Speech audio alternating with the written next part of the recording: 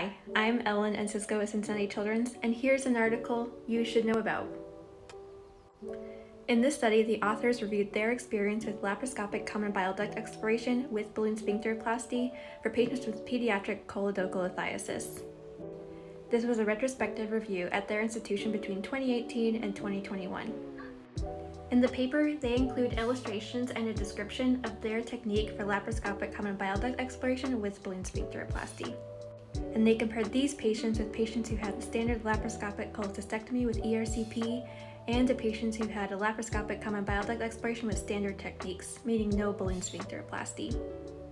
They found that doing the balloon sphincteroplasty was associated with an increased operative time, but was also associated with a 100% success rate, meaning those patients didn't need an ERCP after the procedure. But some of the patients who had a laparoscopic common bile duct exploration with standard techniques did need an ERCP after the procedure.